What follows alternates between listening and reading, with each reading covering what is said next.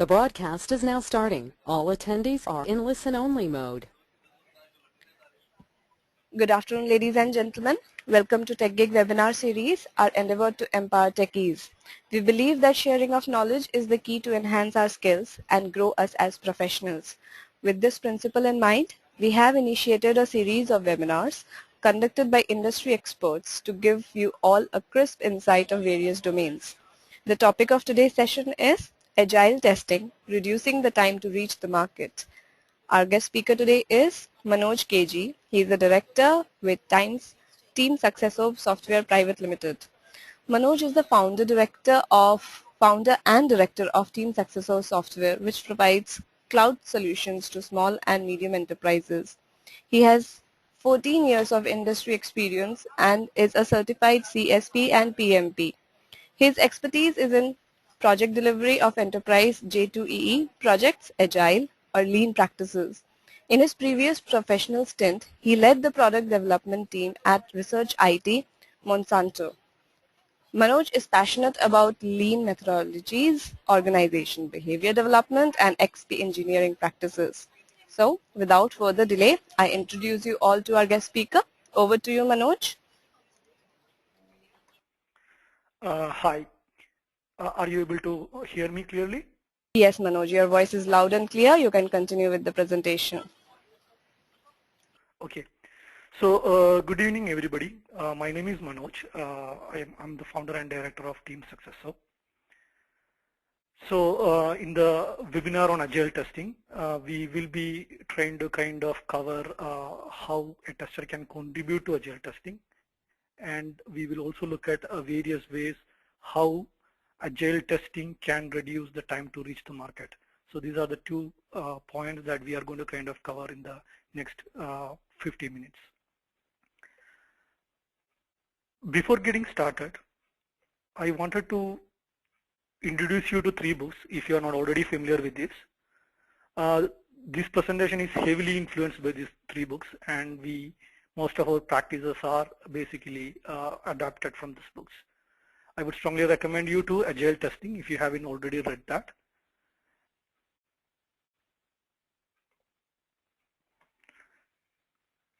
Just before getting into the presentation, I'm assuming that most of you are familiar with Agile software methodologies. We will not be going in detail about the various methodologies. Our focus is going to be limited to how a tester can contribute to Agile software development. Also, what are the few things he can add value in terms of releasing faster to the market.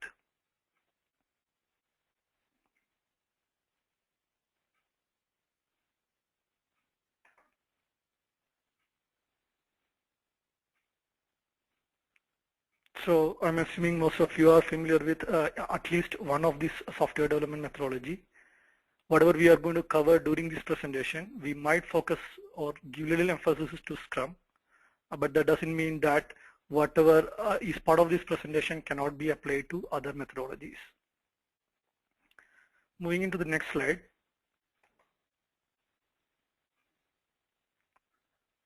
So let's start by asking the question, who is an Agile tester? So what is so different for a tester in Agile? So from a traditional software development methodology perspective, the expectation from a tester was pretty clear. He has the responsibility to ensure that the requirements, the software which is being developed is conforming to the requirement that has been set. And whenever there is a deviation, he usually triggers the process either in terms of a bug tracking or even a change request. So that was the case with the traditional software development methodology. Now, when you move into Agile, let's try to kind of understand what differs and what is that going to be what is that going to be different.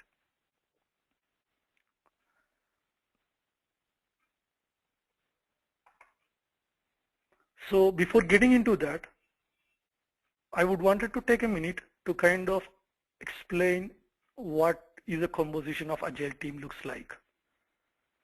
So in an Agile team, you have people who is representing the business side. For example, your product owner is a good example for somebody who is representing the business side.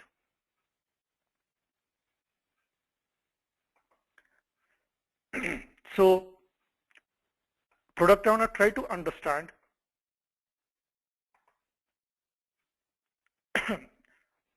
excuse me, product owner try to understand what is important from a business perspective is, and he tried to prioritize it so that from a customer team's perspective, he can add maximum value to the business. In the same way, there is a business side, or what I call it as a customer team. You also have the delivery side. For example, a programmer is a part of the delivery side. He understands the requirements and try to convert that into working software so that the software adds value to the business. Now the question is, we know there is people who represents the business side, and there are people who is representing the delivery side and who works together to add value to the business. Where does an agile tester falls into?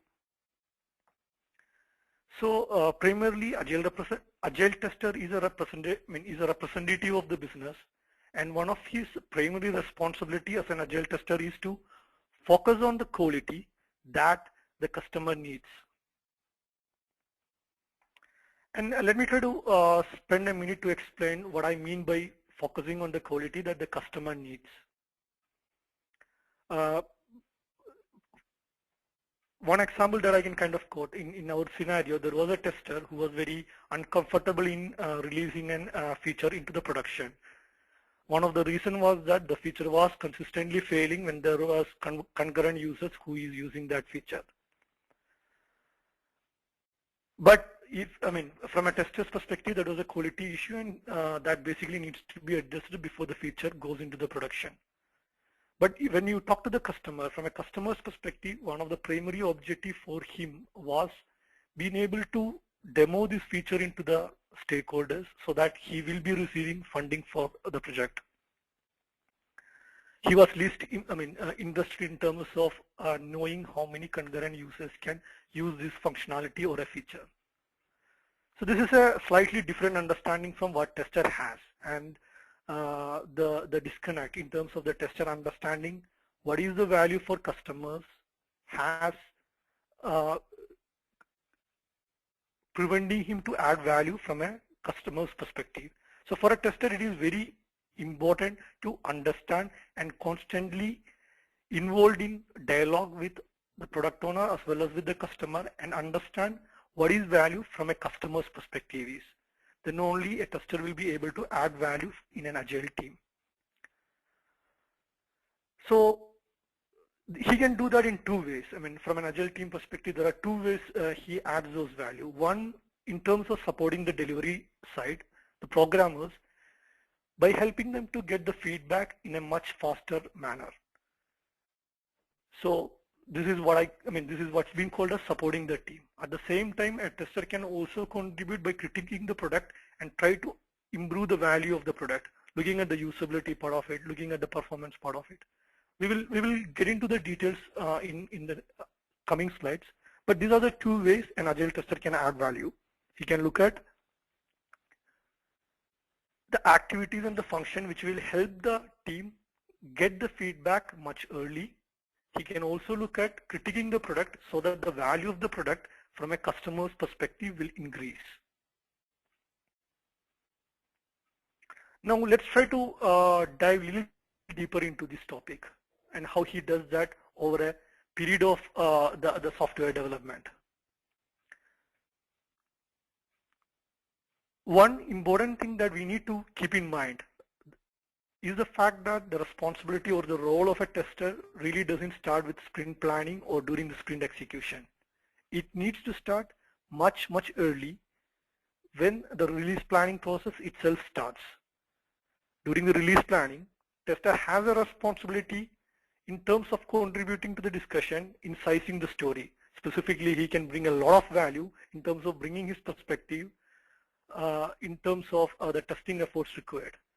We need to remember the fact that a feature is not complete unless the testing is done. So the efforts required for the testing is also a part of sizing the story. Also, he plays an important role in terms of prioritizing, understanding the dependencies and contributing to that discussion. So his inputs to the product owner plays a key role in terms of prioritizing the features also. But most importantly, this is a time when a tester starts thinking about his test strategy. So one approach he can use is the test quadrant, which we are going to talk in the coming slides, and identifying his strategy regarding the testing, where he need to spend time on. Should he automate? What should he automate? Whether there is a need for the load testing, whether he should focus on the performance testing. All this aspect, all this thought process has to be started at the release planning itself. And before the sprint planning happens, he has a time where he can bring clarity so that people are on the same page in terms of the requirement or the features or the user stories. Also, I mean, one thing that I haven't seen many people doing is the test spikes. Just like a developer does a spike, try to understand and reduce the risk with technology. This is a good time for a tester to understand the risk with automation, the strategies in terms of testing complex features, and being able to kind of come up with a plan. So test spikes will help him in handling all these issues before the sprint itself. Now once he does that, he gets into the sprint planning, the things become a little bit more easier, where he goes through the story clarification, come up with user acceptance test. I mean, it can happen before the sprint planning itself, but this is the time where he has a dialogue with the entire team and make sure that everybody is in alignment with respect to the user acceptance testing. Goes through the story slicing and help the team in terms of coming up with the task cards, which involves the testing activities also. Then once you move into the sprint, the process of detailed test, which happens in parallel with the development, starts, and the important aspect a tester has to focus here is coming up with the functional test, which will drive the development. Again, we are going to kind of touch base on this in the upcoming slides, but that's going to be one of the important activity which a tester has to do. And finally, in a sprint closure, the sprint review meetings are a good forum for the testers to get the feedback and make sure that he understands the quality from a customer's perspective. That gives a tester a lot of perspective in terms of what value the customer is looking at when he sees a feature, when the customer sees a feature and shares his feedback. Also, tester has an important role to play in terms of a sprint retrospective and helping the team for continuously improve. I know that this is a heavy slide and a lot of things has been covered in this single slide, but I hope this basically gives us a high-level view in terms of various activity a tester performs as he goes through the software development in an agile methodology, specifically if they are following Scrum. Now here is the challenge, or here is the interesting part. We call testing in agile as a whole team activity. It's not only the responsibility of a tester, so it's also the responsibility of the programmers. It's also the responsibility of other team members to ensure that testing is completed, and the expectation from my customers in terms of the quality has met. So with this in mind, knowing the various activity that a tester has to perform during the entire software development process, let's look at how a tester can contribute and help the team in terms of ensuring the testing is done by the entire team, not just by a tester. So before getting into that, before getting into how tester contribute and helps the team, and we talked about the two ways the tester can help the team. One, by supporting the team to ensure that the team is getting feedback much faster and earlier, and also in terms of critiquing the product to ensure that the value from the product is high.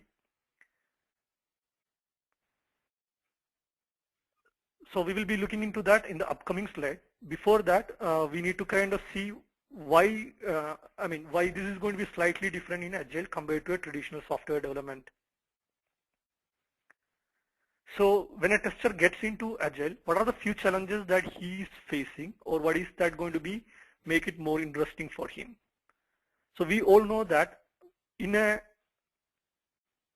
Scrum development methodology, we are working on a time-boxed environment.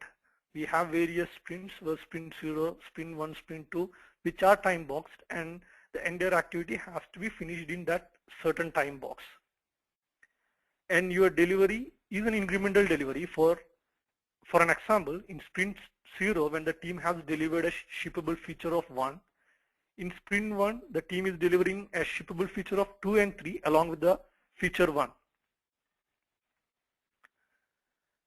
But when the team delivers the feature 2 and 3 in sprint 1, the team also has a responsibility to ensure the quality of the feature sprint 1 and ensure that that meets the quality needs that the customer is expecting. And this becomes a little bit more difficult as you go through the sprint, and as you can see, since the scope is keep on increasing from a quality perspective, at the same time your time is a constant. So how would you basically handle a scenario like that? Along with that, one another interesting aspect from an Agile perspective is how often do you release? We know that Agile talks about shorter releases, shorter iterations, so that the feedback comes back much early. I think it might be really interesting to kind of share a blog from Timothy. He was part of an organization called IMVU. If you are familiar with the lean startup, it's basically the owner of the IMVU who came up with that concept.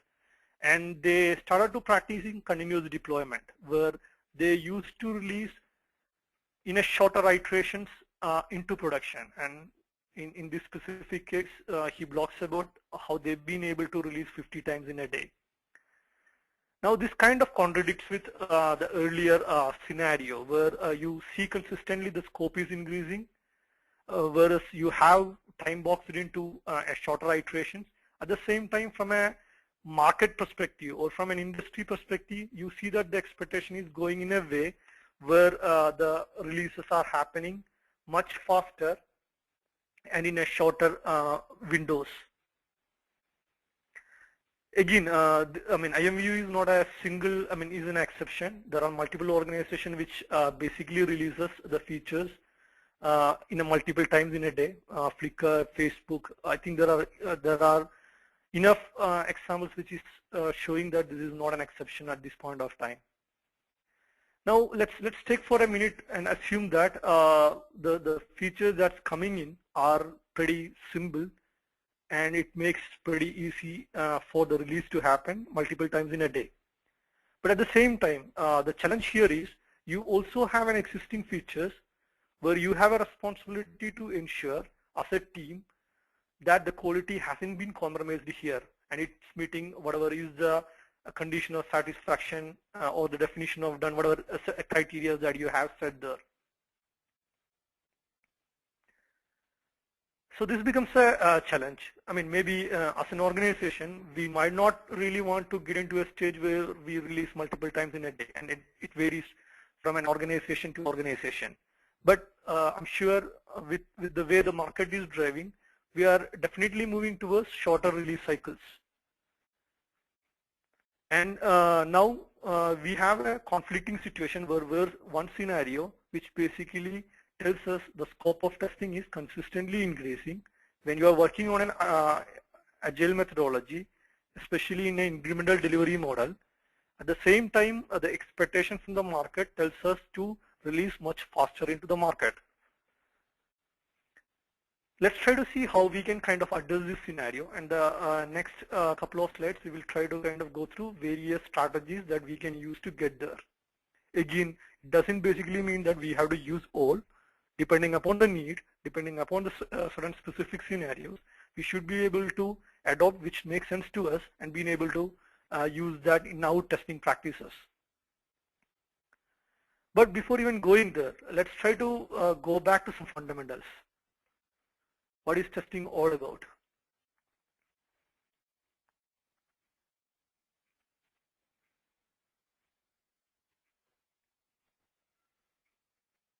So we all know that there is a cost to fix. And for any tester, testing 101 tells us the cost to fix keep on increasing as we identify bugs later in the development cycle. So the picture which I have shown here, it represents a scenario which we used to follow some time back, where we used to have multiple iteration, where we had an iteration which starts with the requirement capture. Then we have a couple of iterations where the team works on the new feature development, and the testers test those new features and ensure that that meets the criteria. And once the new feature testing has been completed, the team focuses on the regression testing, where the end-to-end workflows, the existing legacy features, the integration with the external system all has been tested. And one interesting aspect here, and one thing that as a trend consistently used to come to us, was where we are identifying bugs. Even though we know the cost to fix is much higher, 25% of the bugs gets identified during the later part of the development cycle. Now the question is, when you are trying to compress your release time, when we are saying you wanted a shorter release cycles, how can you basically eliminate something like an regression testing or a beta testing, which usually happens during the later part of a development cycle, and it's contributing to a lot of bugs where the bugs are getting identified. So if you are eliminating that, you are bringing a big risk into the production where bugs will be identified in the production. The testers really get upset in such a scenario. I think when you are moving into agile testing, and what is required in this specific scenario is a shift in mindset. As a tester, we are tuned to identify bugs and being able to fix it. So we get happy when we identify more bugs, and the focus is to being able to identify more and more bugs. Again, so that the quality criteria is being met and being able to release a product which customer is happy about. But when you are moving into an agile testing, the shift in strategy or the shift in thought process is required is you to move from identifying bugs to preventing the bugs to get into the system. How you can ensure that the bugs are not getting entered into the system. How you can basically build and prevent and help the team to ensure that as we go through the software development process, we are not actually introducing bugs into the system.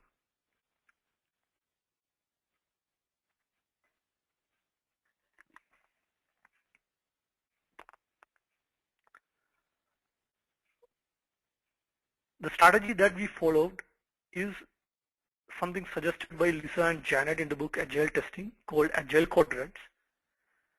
It classifies the end-to-end testing strategy into 4 different quadrants. And again, I mean, as I mentioned, since testing is a whole team activity in Agile, it doesn't basically mean that this will be done only by the testers. But I believe testers has a very key role in driving this initiative and making sure that the end-to-end team follows that. We also talked about the key important points which adds value into the end-to-end testing process, and how a tester can help in that. One, we mentioned about supporting the team, which is, if you see these 4 boxes on your left side, there are activities which is helping the team, which is supporting the team to get feedbacks much early. And on your right side, there are activities which is going to help in critiquing the product, helping you to ensure that there are value being generated and the customer is getting more value out of the end-to-end software development that's happening. We'll go through each of this quadrant, but it doesn't basically mean that you need to start with quadrant 1 and move to Q2, Q3, Q4. But for the interest and for the logical flow, we will be starting with Q1. And as we go through each quadrant, we'll try to see how a tester can contribute to that activity and how he can champion the activities in each of these quadrants.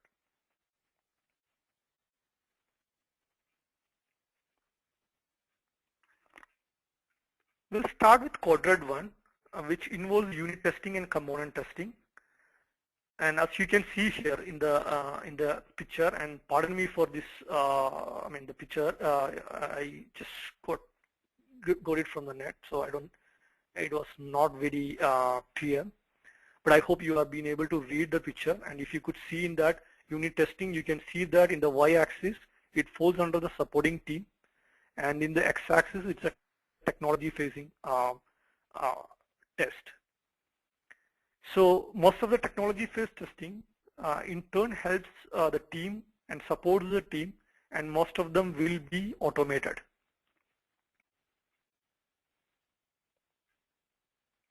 Now, why is unit testing so important? I mean, so this is one area where many teams try to compromise, where they feel that it's not really adding a lot of value.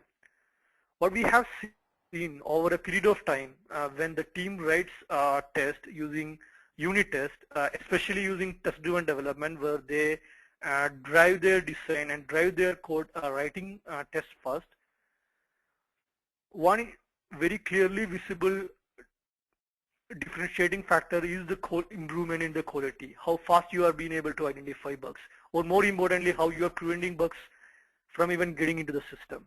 So the application which had like a code coverage of less than 60%, and when I say code coverage, it not only mean code coverage from a Clover perspective or a tool perspective, but in terms of how well they have written the assertion.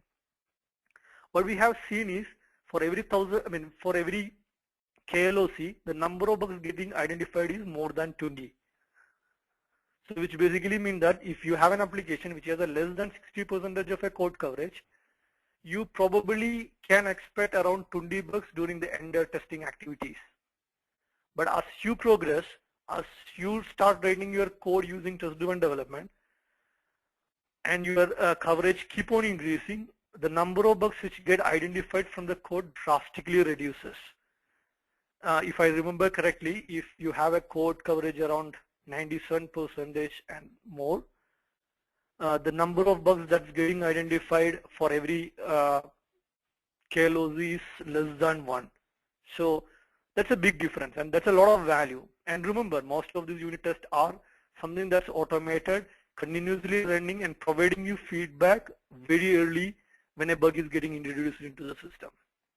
So TDD plays a very key role to ensure that the bugs are not getting introduced into the system. Now the question is, what is the role a tester can play in this?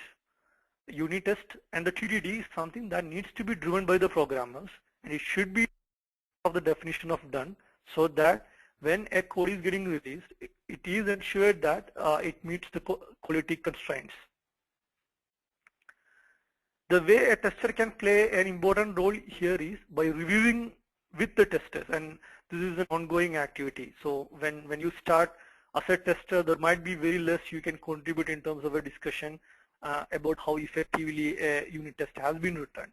But over a period of time, you will be able to actively involve in discussions with the developers and being able to help them in identifying the various different scenarios they should have unit test coverage for. So it's a more a collaborative process, and where testers can give their inputs into the unit test. I wanted to call out one thing very clearly. If you are going to invest on TDD, it's a skill which requires a lot of investment from both management and the team. So there is an effort involved also in that, and based on the trade-off, you need to make that call. But having unit tests, especially written through TDD, and having automated it gives you a very strong safety net and will help you being able to identify bugs much early in the development cycle. And let's get into the second area. I mean, I call that how well you can guard your gates during the code deployment. And this is something that testers usually don't give a lot of importance to. Whenever there is a code transition happening from a lower environment to an upper environment, testers can play a key role in terms of ensuring that the code which goes into an upper environment meet quality criteria. This is a very simple thing to do. You can pair with any programmers and being able to ensure that the code deployment is automated, and you set checks and conditions which checks for code quality, unit test coverage, the functional test coverage that you bring in, and ensure that when a code moves from lower environment to upper environment, it meets these quality constraints. Something which testers usually get ignored but can give you a lot of power if you can pair it with a programmer, or if you are somebody who is interested in scripting, working with the team to identify how you can bring these checks and balances into the code deployment process. More importantly, you will have a better control over the quality of the code that's coming in and which needs testing from your end. One another strategy which is being used is called blue-green deployment. It might not work if you are working on a legacy application, but if you are doing a new active development, a blue-green deployment completely eliminates the need for testing in multiple environment. In a single statement, if you have a blue environment, which is your production code, you make a release to the test environment. Make sure that the test environment meet all the quality criteria. And once you are confident about your green environment, just switch your router so that your URL points to the green server. It's a very simple strategy, but very rarely used. So that's something that as a tester you can advocate and try to introduce these concepts into your team and look at the possibilities whether this is something that you can do in your team. So I mentioned about multiple different strategies that you can use from a quarter one perspective. But the big challenge is if you're working on a legacy system where you already inherited a lot of code, what will you do? The challenge is going to be pretty higher here, but you need to take small baby steps here. One of the strategies that you can use is whenever there is a change happening in the code, ensure that the developers enforce quality where they simulate the bugs identified by a unit test and then write code to make that unit test pass. So in a way, whenever there is a change happen, you basically build a safety net of unit test around it and then being able to release that. Again, if you have a control over your deployment pipeline where you have a control over how the code basically comes in, you can set criteria like the code coverage is not dropping, and every time a legacy application is getting released, the coverage of that application is consistently increasing. This is one area where testers can enforce and advocate and make sure that the team is being able to understand the value of it and enforce it. So we touched upon quarter one. Again, quarter one is something that driven by the programmers, where the programmers are involved in ensuring that the tests are covered by the unit test. They do that either through the TDD, test-driven development. Now we'll move to the quadrant 2, where which cover most of the business-facing testing, which meets the criteria that a customer is expecting. At the same time, it's also supporting the team. So we will look at how both Q1 and Q2 supporting the team in the upcoming slide, but we will try to kind of understand how functional test and what is the role that a tester can play from a Q2 perspective. We talked about Q2 as a part of the sprint planning, where the testers will be involved in coming up with the functional test and getting feedback from the programmers and other stakeholders in the team.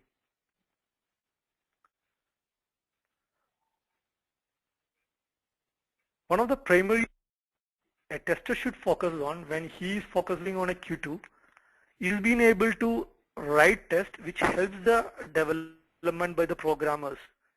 So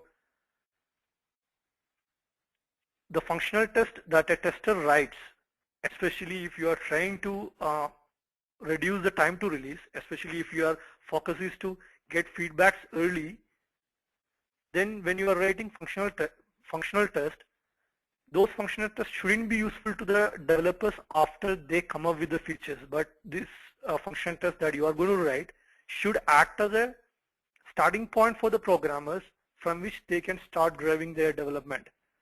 This is a quick example for a functional test written through FitnessE. And when a tester basically comes up with something like this, the developers will be able to start writing units which will make this test pass over a period of time. So you can consider that as a red light, which is going to be need to turn into green by developers by adding a small unit which finally builds in and completes the entire functionality. And us developers being able to complete the entire feature development by making sure that the functional tests are green, you are being able to create an environment which is automated, at the same time being able to give you feedback much faster. Second, over a period of time, your functional test will start telling you, especially in a phase Q3, where you can really use your intellect as a tester instead of focusing on the repetitive activities, on the areas where you need to focus on test. To give you an example here, you can see some areas here where the functional tests are consistently failing, or you can see the patterns where what I call it as where the codes are not that stable. These are smells that's telling you where you can focus on your testing as you move to Q3 and when you are actually focusing on the manual testing. So when you write functional test, going back to the earlier slide, it helps you support the programmers by guiding the development by the programmers. So this is acting as an input to the programmers to write their code. It also plays a role in terms of providing the feedback. By looking at the history, you will be able to identify and provide early feedbacks to the team to the possible smells that can come out of the application. So who does the functional test, and what is the role the tester is playing here, and how he should work with the team to get it done? So functional tests are something that primarily should be written by the testers.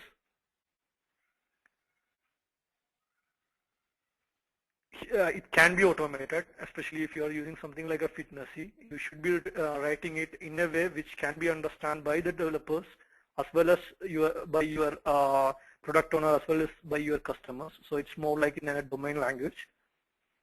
It's an input for the developers. It drives the development that's happening by the programmers.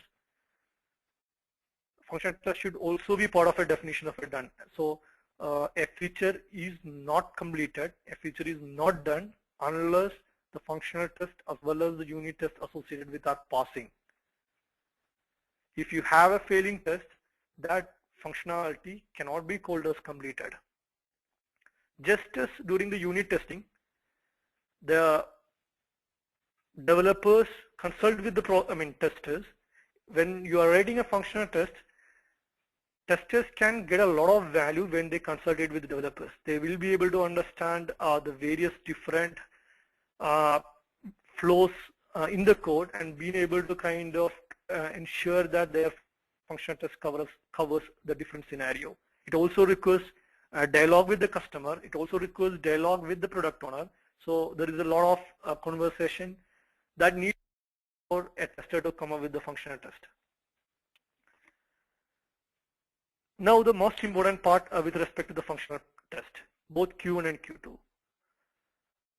Ideally, all your testing Q1 and Q2 should be automated, and the fundamental and the primary reason for that, if you remember the 4 quadrant, these are the tests which is going to support the team. And the way this test can support the team is when this test being able to provide the team an early feedback about a bug or an issue getting introduced into the system.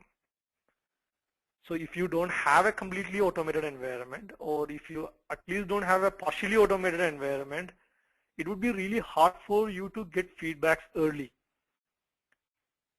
There are challenges involved, there might be, but the objective or the direction that as a team we should focus on and move towards is to ensure both the tests in Q1 and Q2 are automated.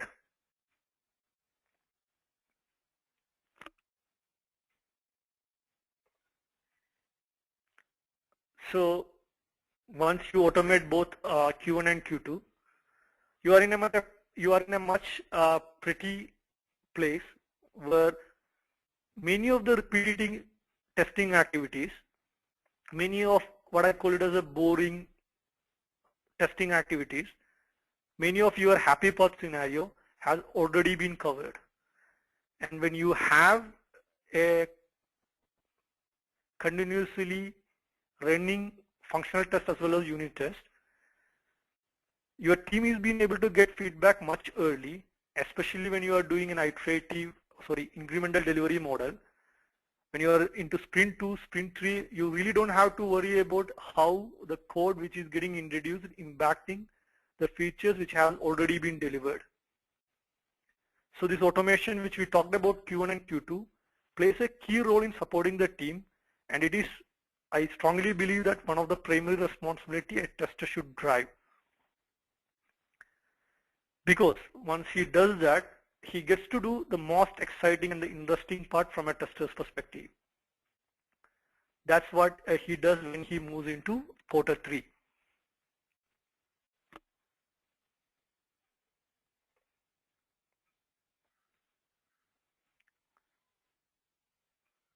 So we already know that at least most of the repetitive tasks has been taken care. Now in Q3, I would say this is a time where a tester can really unleash the power of a human intellect to add value to the product. So we talked about that. Q3, one of the primary responsibility or one of the primary focus area for a tester from a Q3 test is to critique the product. Is this product usable to my end users? Is this product can really scale? Is this product really bringing a smile into the customers? So this is an area where you can look at all those aspects, and for a tester to be able to do this, he should have been taken care of both Q1 and Q2. So what does a tester does in Q3? The scenario testing, where you will be testing end-to-end scenarios, especially when you have an integration with an external application or a legacy application. Usually when you are writing a functional test, you either mock it through a simulators which tells you the behaviors of an external system. But once you get into Q3, you will be depending upon the end-to-end workflow scenarios, where you will be going through the entire scenario from a user's perspective and ensure that it is working as expected. Exploratory testing and usability testing, and since this is something that's very familiar to most of the testers, we are going to not dive deep into this, but this is a good time where a tester can look at how he is going to approach both the exploratory testing and usability testing. Something interesting from a testing perspective that I want to introduce, and again the credit goes to Janet and Lisa from their book. This is called soap opera testing, and this is something that we found very, very interesting, and testers really get excited about doing this. What a tester does in a soap opera testing is to look at the various extreme scenarios that can go wrong.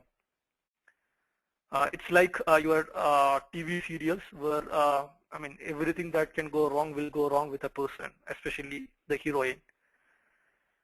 So soap opera testing helps the testers to think from a perspective of, I would say, the heroine of a soap opera, and look at what all are the various different scenarios that can go wrong and test the application for those specific scenarios. And by doing that, the testers will be able to identify most of the difficult or most of the extreme scenarios that can introduce a bug into the testing.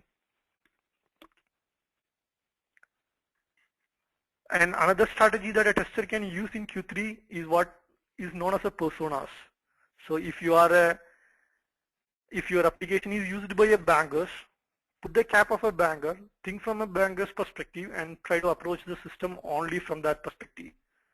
So you are continuously testing the application from the perspective of that certain persona and being able to identify issues coming out of that. So you talk to the customers or you talk to the end users who falls into that category and being able to identify what are the potential value addition that you can bring into the system. So use personas when you are planning for Q3. Again, you might not be using all the tools which we covered during this presentation. You might have to pick what is best for your scenario and being able to use it. Now let's move into the last quarter, which is Q4. Q4 is an area where you are focusing on a non-functional requirement that increase the value of the product. How many users can your application support? Can you scale your application? What happens if 100 users access this application? What happens when multiple sites are basically trying to connect to this application at the same time? What is the issues with the bandwidth? All these non-functional requirement needs to be part of the Q4. And when you are planning, as I mentioned at the beginning, during the release planning itself, you need to keep in mind what is your strategy going to be in terms of a non-functional requirement and being able to have a strategy regarding that in quarter 4. So who does the Q4 testing? Some of the time it requires a expertise of a specialist to handle testing which are there in Q4. So it cannot be done by a tester alone. So tester has to collaborate with programmers, sometimes a specialist like a DBA, and being able to come up with testing scenarios, ideally automated, and being able to bring it into the table as a part of their test strategy. One important thing that we need to keep in mind is the fact that the Q4 testing need not wait till the application is ready. This is something that a tester can start at the beginning itself and being able to slice it. For an example, first you set the environment and ensure that the environment being able to test, and over a period of time you can scale it. For an example, when you are doing the first slice and only testing whether you can do a performance testing in that bare minimum environment, you can eliminate the configuration issues, and over a period of time you will be able to scale on top of it and being able to get into a stage where by the end of the sprint you've been able to cover most of the condition of satisfaction which a customer has set, instead of starting on that at the end of the sprint. So when you are slicing the user stories, when you are thinking about your strategy, these all needs to be taken care when you are doing the release planning itself, based on what the condition of satisfaction that user has and your understanding about the quality from a customer's perspective. We'll quickly move into look at what are some challenges when you start with a legacy application, and legacy application brings you its own challenges because you already have a lot of test cases, you already don't have automation around that. So we will not be again going deep into that, but some of the strategy that I would suggest is you should start by looking at refactoring your test. Remember, it's not only the code which becomes obsolete over a period of time, the test also becomes obsolete over a period of time. You might have even a repetitive test. So you should look at, review your test cases and being able to eliminate which are repetitive, which are obsolete, and being able to make sure that your tests are up to date and being able to meet. Again, you don't have to go with a big upfront strategy. You've been able to look at where the changes are happening, and over a period of time you can improve the quality of your test. One another strategy that would work for you in this scenario is risk-based testing. Risk-based testing is being able to look at the various different workflows and being able to prioritize based on the risk and based on what the customer thinks is important. So if you have already been able to identify the various different scenarios, when you plan for testing, you will be able to focus on the most important thing.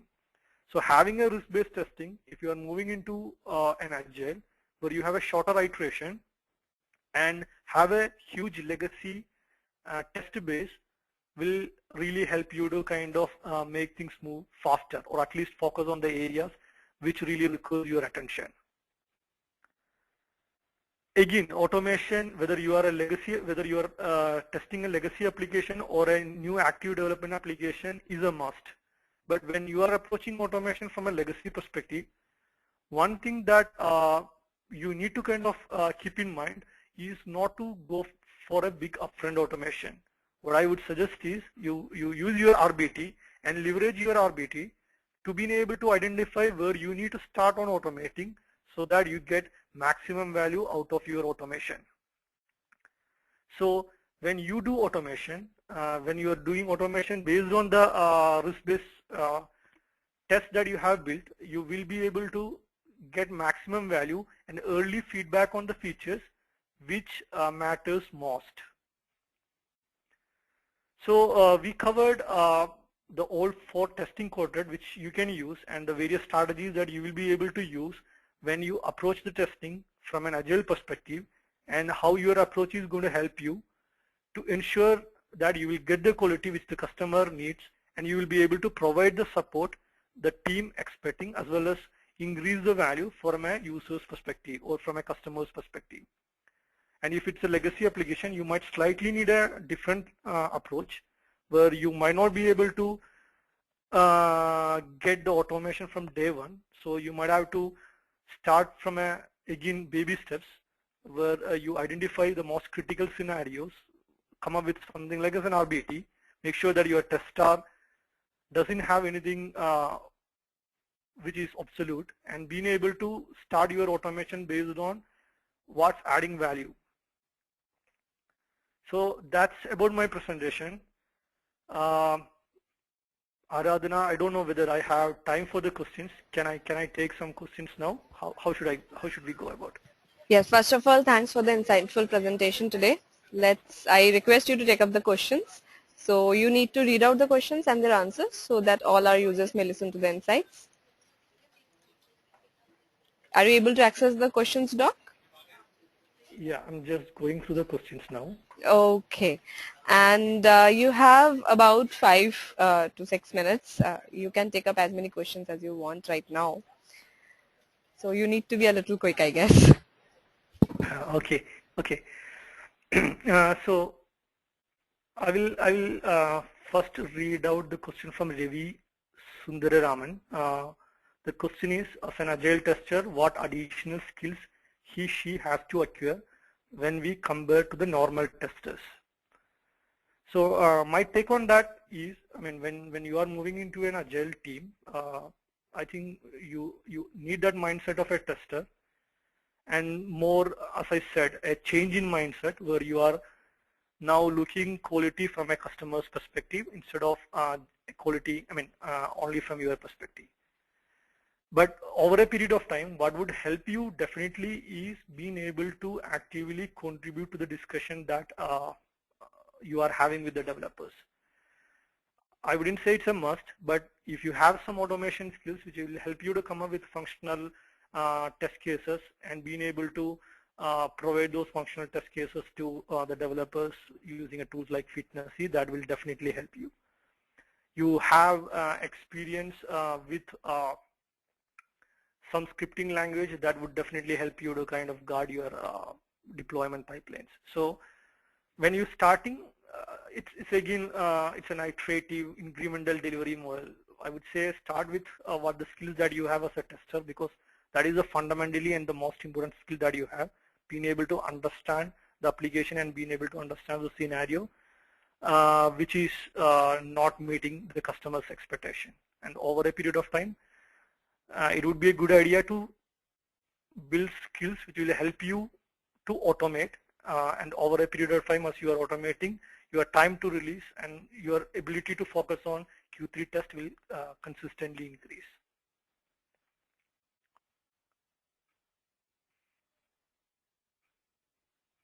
I see another question also from Ravi Sundararaman. Is there any certification for agile testers? I am not aware of any certification, but you could go through any of the certification which the Scrum Alliance gives now. I think it should basically add value to you, but I'm not aware of it.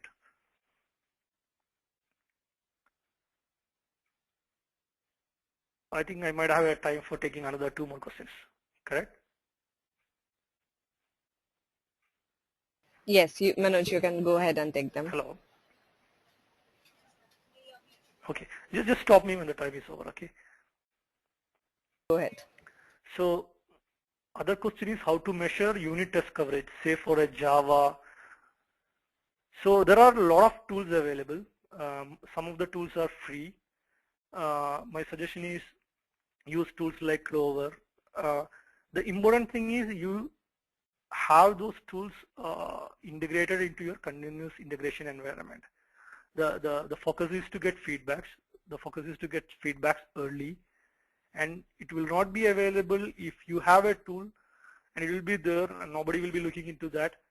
And over a period of time, it becomes an activity which is not adding value to the team.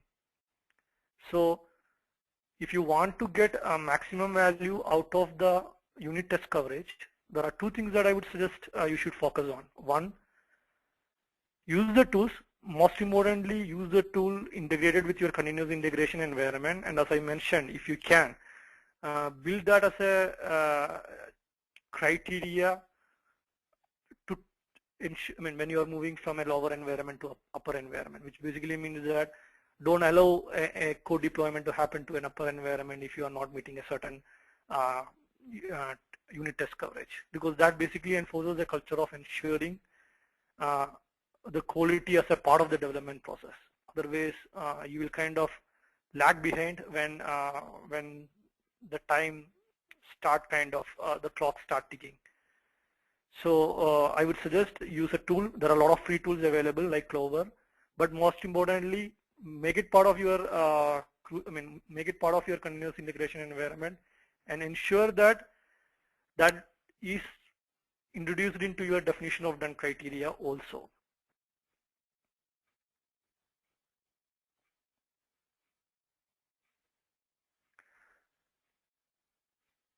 So there is another question from Deepak Das.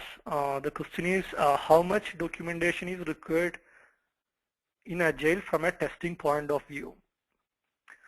So it varies. Sometimes the documentation will be driven by your project and your customer needs also. So for example, if you're working on an application which has a regulatory needs, you might have to be actually forced to document all your test cases.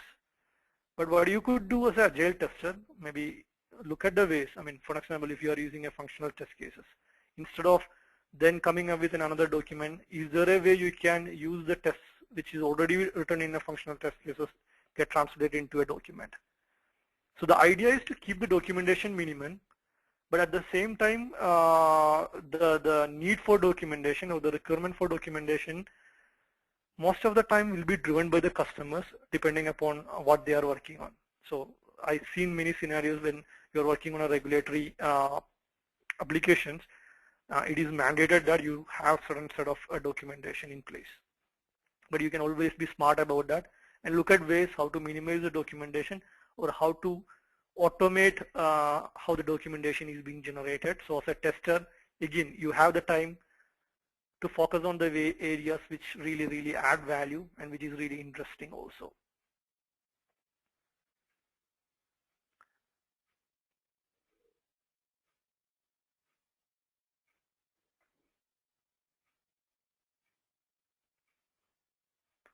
So let me take one last question. Yes, you can take one question and then sum up the session for today, and then we can close. Sure. Okay.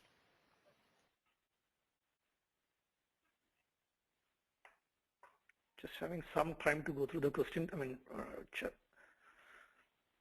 Yeah, we have received a number of questions, so you can just filter through and choose the best one and go ahead. Yeah, so there was a question how to measure the performance of a tester in an Agile environment. So I thought this is something really interesting.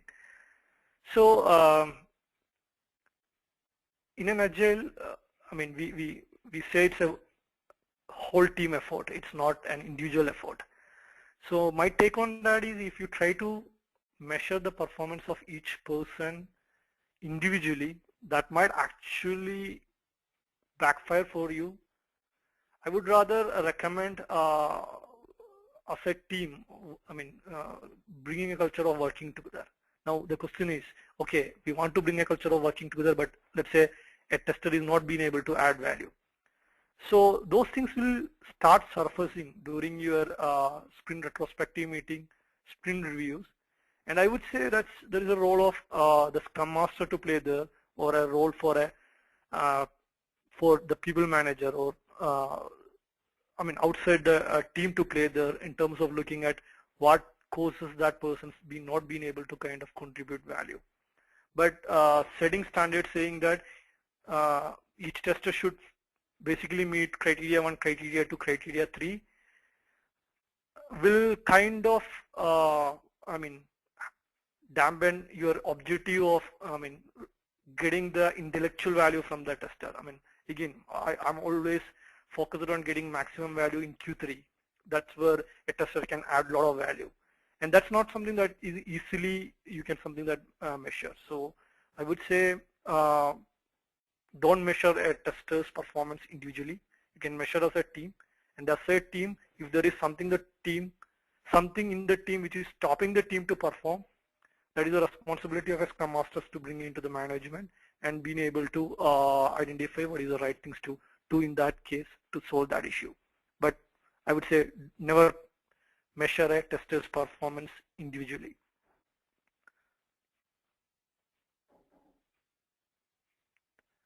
So I think, Aradhana, that's, I think we have some other questions.